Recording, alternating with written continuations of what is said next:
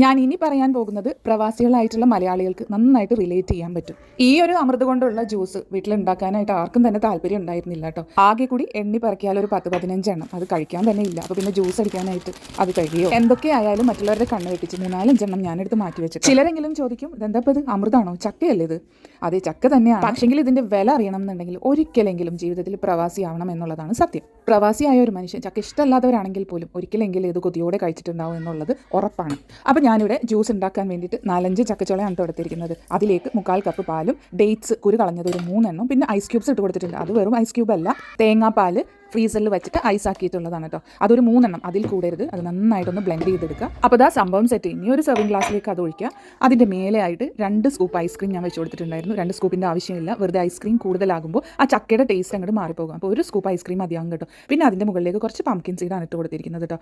ചക്ക നിങ്ങൾക്ക് കിട്ടുമെന്നുണ്ടെങ്കിൽ മസ്റ്റായിട്ട് ഈ ഒരു വേനൽക്കാലത്ത് ട്രൈ ചെയ്യേണ്ട ഐറ്റം തന്നെയാണിത്.